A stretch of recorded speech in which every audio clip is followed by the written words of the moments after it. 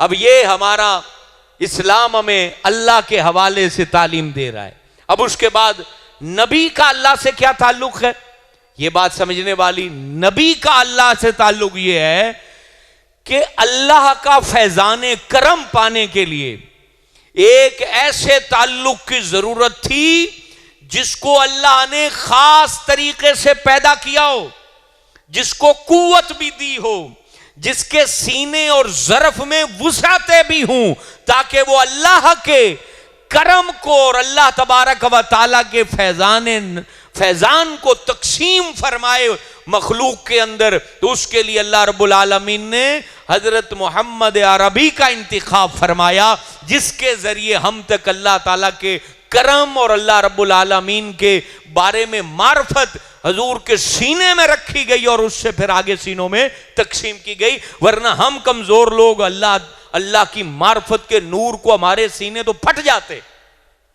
हमारे सीनों में वो ताकत कहां है कि वो अल्लाह रब्बुल आलमीन के वो उस फैजान को, लामहदूद मार्फत को इस सीने बर्दाश्त करें। तो उसमें फिर हुजूर का वास्ता रखा गया ताकि हमारे सीने में हौसला आ जाए और हमारे सीने अल्लाह की मार्फत को पहचानने में कामयाब हो जाएं और हम भी अल्लाह की तौहीद को मानने वाले बन जाएं। तो ये नबी का ताल्लुक है अल्लाह से। बाकी नबी जो होता है वो अल्लाह का बंदा है। अल्लाह ने उनको ताकतें भी दी हैं, कुव्वतें भी दी हैं, इख्तियार भी दिया है। फर्क क्या है, उधर मोहताज माना जा रहा है कि ये बुत अल्लाह इनका मोहताज है और इनके जरिए हमारा काम होगा, वरना होगा ही नहीं। इधर ऐसा नहीं है, इधर हुजूर पाक अलैहिस्सलाम बीच में ऐसा वास्ता है जो हमारे सीनों में अल्लाह की मोहब्बत उंडेलते हैं और फिर ऐसी जात हैं कि जिनको अल्लाह रब्बुल आलमीन ने सिर्फ मजबूर महज पैदा नहीं किया है। मैं आपको यहां एक छोटी सी बात बताता हूं। ये बात मैंने 92 पे ये बुध वाले दिन भी बयान की थी, मंगल को था प्रोग्राम। कहते थे फातिमा ज़हरा जो थी, उन्होंने नबी पाक के चेहरे को देखा तो हुजूर के चेहरे पे भूख के आसार थे, तो घर गई और 2 रोटियां घर में रखी थी और सालन की एक बोटी पड़ी हुई थी। वो बर्तन लेके नबी पाक के पास आ गई कि हुजूर हम नहीं खाते, आप खाना खा लें, भूख मैंने देखा है कि आपको महसूस हो रही। बाप बेटी का रिश्ता देखें, अल्लाह अकबर।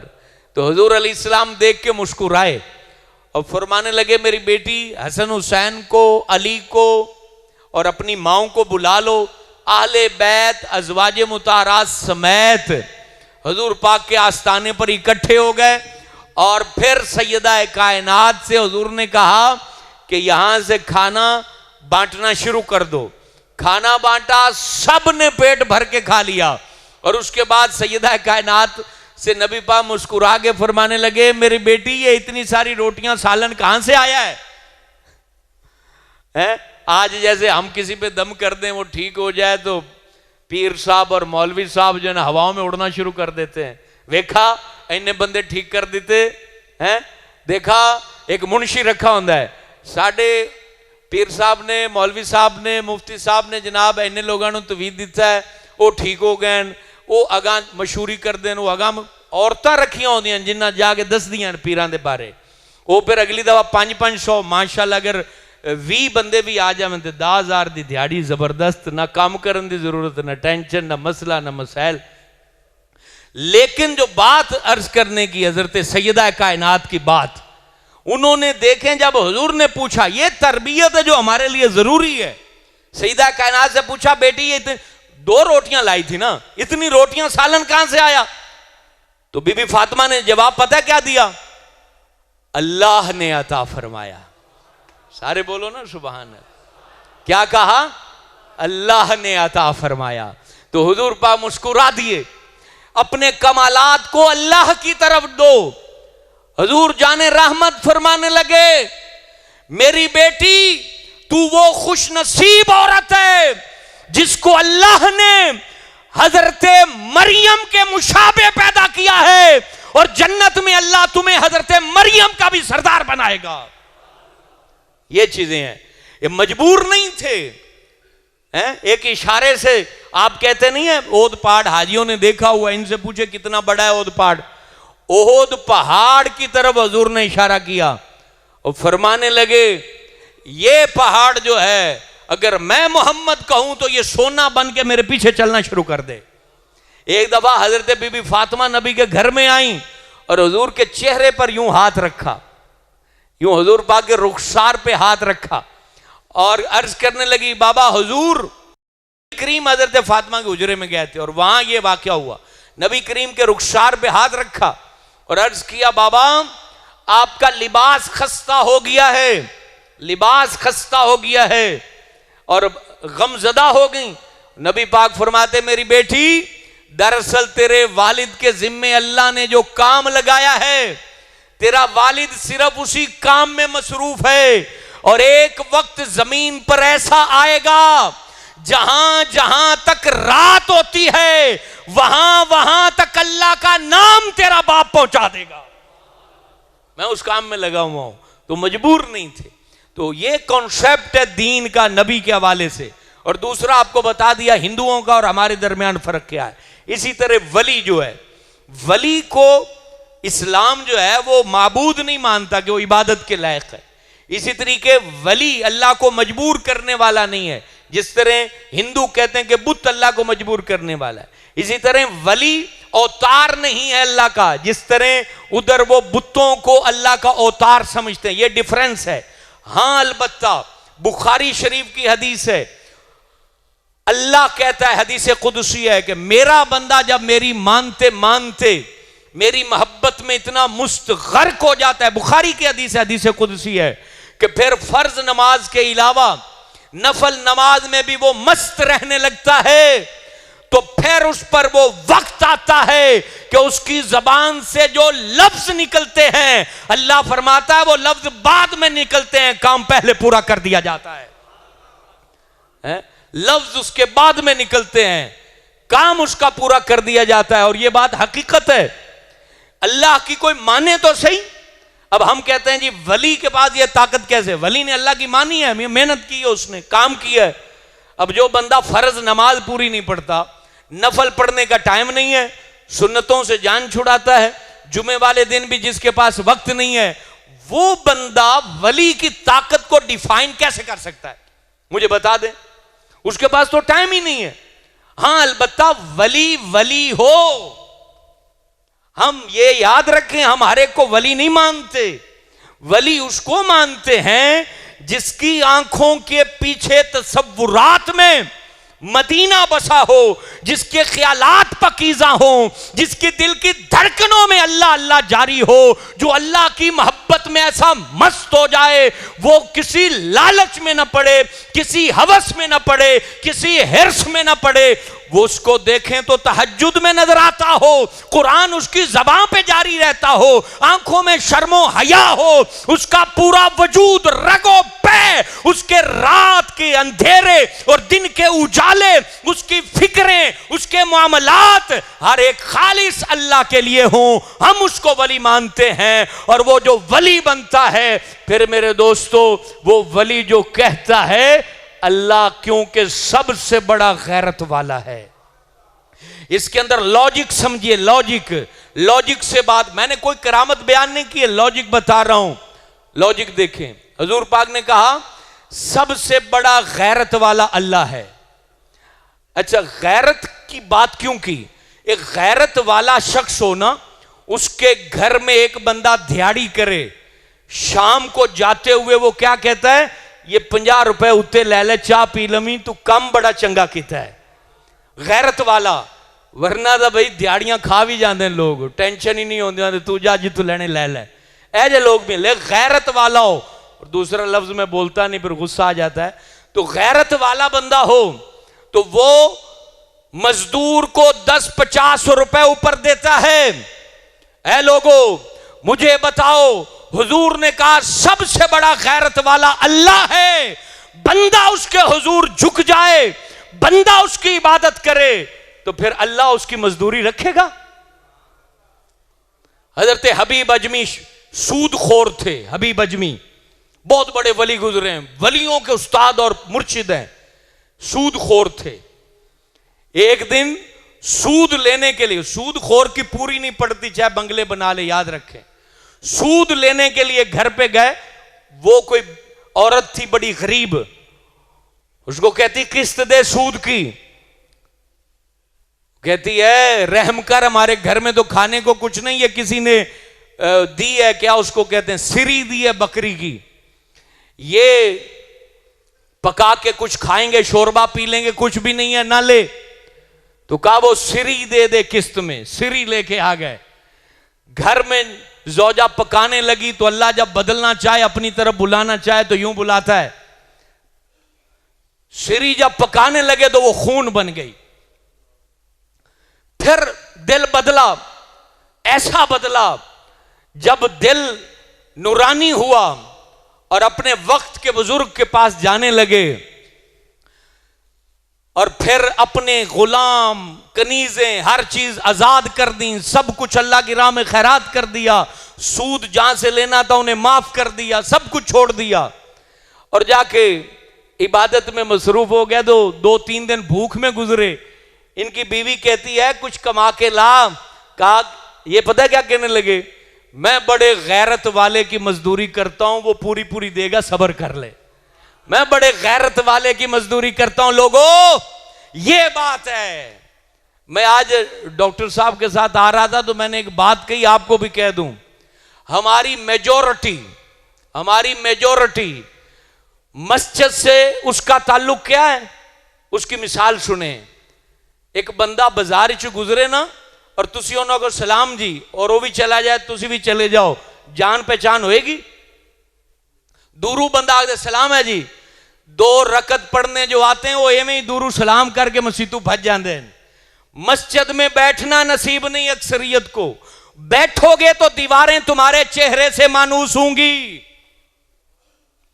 वो किसे नाल यारी लान आस्ते चाह पींदे जे ना, झट बहंदे जे, ये दीवारों के पास भी बैठा करो। इनको भी पहचान करवा दो कि कल को माशर को पुकारें, आजा इधर आजा, बड़ी तकलीफ का दिन है, मेरे अंदर बैठ, तुझे जन्नत ले चलती हूं। तो हजरत हबीब अजमी ने कहा गैरत वाले के यहां मजदूरी करता हूं, परेशान ना हो। जब 5-7 दिन गुजर गए, हिम्मत नहीं आ रही, पहले आजमाया जाता है, पहले आजमाया फौरन नहीं दिया जाता। इत्थे जनाब यहां पर घड़े खड़क खड़क के रखे जाते हैं, पहले आजमाया जाता है। जब हफ्ता 10 दिन गुजरे, भूख ने हाल बुरा किया, फिर दरवाजा बजा और कोई बंदा आटे का थैला राशन पूरा लेके इनकी जौजा को दे के कहता है जब तेरा शौहर आए तो उससे कहना दिल लगा के मजदूरी कर, दिहाड़ी तुझे अल्लाह पूरी पूरी तेरा मालिक देगा। अल्लाह अकबर। घर आए, रोटियां पकी हुई। हबीब अजमी फरमाते हैं कहां से आटा आया, मैंने तो पैसे नहीं तुम्हें दिए थे। उसे नहीं बताया कि मैं इबादत करता हूं, क्या करता हूं।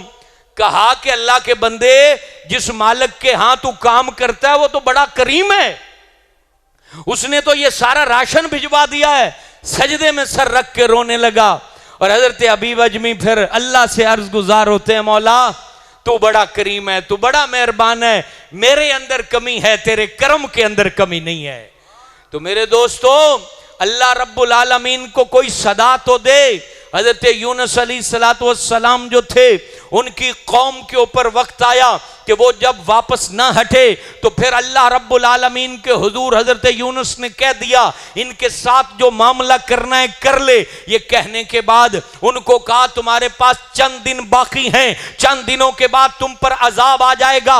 उन्होंने वो इंतजार करना शुरू किया। जब घंगूर काली घटाएं आना शुरू हुई तो हजरत यूनुस अभी वही उतरी नहीं, तो वहां से चले गए, आबादी से बाहर निकले। तो जब उन लोगों ने देखा कि ये अजाब की अलामत है, उन्होंने अपने बच्चों को बाहर निकाला, अपने जानवरों को बाहर निकाला, अपनी औरतों को बाहर निकाला, मर्द बीवियों से जुदा हो गए, बच्चों को अलग कर दिया, जानवरों को अलग छोड़ दिया और हर एक चीज अल्लाह के हुजूर अर्ज गुजार हुई। वो बार बार ये कह रहे थे या हय्यू ला हय्या, या हय्यू या मुहयिल मौता ला इलाहा इल्ला अंता। ऐ अल्लाह तू ही जिंदा है, तेरे अलावा कोई जिंदा ना था जब तू जिंदा था, तू मुर्दों को जिंदगी देने वाला है, तेरे अलावा इबादत के लायक कोई भी नहीं है। अल्लाहुम्मा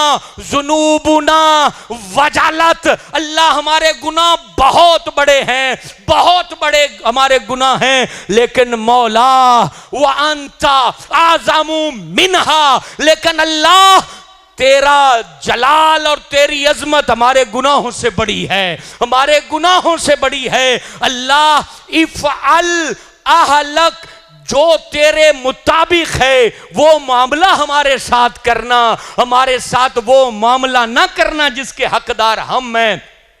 गिरिया और जारी थे, आंखों से अथरू बह रहे थे, उनकी रुखसारें भीग चुकी थीं। अल्लाह ने मेहरबानी फरमाई, अजाब को टाल दिया, अजाब को हटा दिया।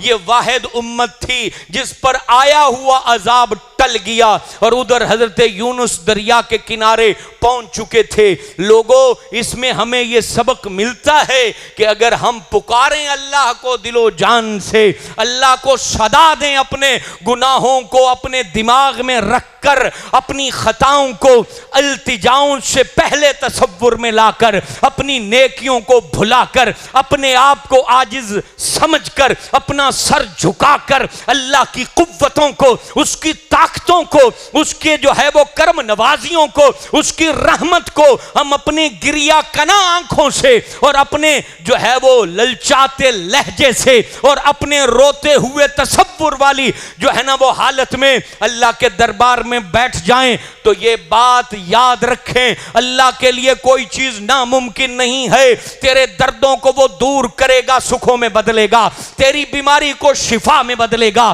तेरी कंगाली को गिना में बदलेगा, तेरी तबाही को आबादी में बदलेगा, तेरी नहुस्तों को खुशहालियों में बदलेगा, तेरी बर्बादियों के बाब खत्म हो जाएंगे। आ तो सही, दिखा तो सही, अपनी आंखों से आंसू बहा तो सही, रोता बन के आ तो सही, बंदा बन के रो तो सही, धड़कनों को अल्लाह के सामने रख तो सही, गिरिया कर तो सही। ए अल्लाह के बंदे, बिगैर बुनियादों के आसमान बनाने वाला, इतनी बड़ी गैलेक्सी तरतीब देने वाला, सितारों में नूर डालने वाला, सूरज को रोशनी देने वाला, तेरी धड़कनों को भी सलामती दे सकता है और तेरी उजड़ी जिंदगी को भी आबाद कर सकता है। लेकिन बात दोस्तों वही है, हजरत यूनुस की कौम ने रोकर मांगा तो उसको मिल गया और दोबारा उनको जिंदगी मिली और हजरत यूनुस दोबारा लौट कर आए। उस बात को इंशाअल्लाह ताला आइंदा जुमे बयान करेंगे। बस ये बात जरूर अर्ज करना चाहता हूं, अपनी जिंदगी में मस्जिद को भी टाइम दो, इसकी फीलिंग को समझो, इसको दोस्त बनाओ। दोस्त के पास जैसे बैठते हो वैसे यहां कभी सर झुका के बैठा करो, मानूस हो जाओ मस्जिदों की सफों से, इसकी दीवारों से। यहां से हर चीज मिलने वाली है, यहां उजड़े आबाद होते हैं, यहां वैरान गलियां आबाद होती हैं। लेकिन अगर मेरे दोस्तों टाइम नहीं निकालोगे वक्त तो गुजर जाएगा। जिनके पास वक्त गुजारते हो ना, वो तो अस्पताल में इयादत करने भी नहीं आते। वो कहते हैं बाद जो घरी आ जाए आते जी माफ करना, बस हो मैं बस जी ये जी बस जी वो जी बस जी वो बस ये बस बस बस और हमारी भी बस हो जानी। इस यहाँ क्यों नहीं आते हो, यहाँ क्यों नहीं टाइम देते हो, यहाँ क्या रुकावट है? जल्दी आया करो। मस्जिदें ही बताती हैं कि ईमान की शमा कितनी रोशन है। मस्जिदों में ही सब कुछ नजर आता है। आओ इस यकीन के साथ, खुदा की कसम उठा के कह रहा हूं कि यकीन जाने जो कुछ यहां है वो कहीं भी नहीं है। मैं कोई पागल नहीं हूं या मैं इतना वेला नहीं हूं जो लाहौर से यहां चल के आ जाता हूं। मेरे कनपट्टी पे कोई पिस्टल भी नहीं रखता कि आगे जुमा पढ़ाओ। हालांकि मुझे 92 के मालिक तक ने ऑफर की है कि आप वहां पर, वो किसी को ऑफर बंदा नहीं करता। मैं फिर भी यहां आता हूं तो यहां कुछ है तो आता हूं। आप क्यों नहीं आते हो? या सब कुछ आपको मिल चुका है तो ना आओ मियां। अगर आप हर चीज पा चुके हो तो मैं कहता हूं आप ना आओ। अगर आपको जरूरत है तो यहां आओ, यहां आओ, यहां आओ। अल्लाह यहां भी नवाज देगा, माशर में भी नवाज देगा। अल्लाह इस मस्जिद को आबाद रखे।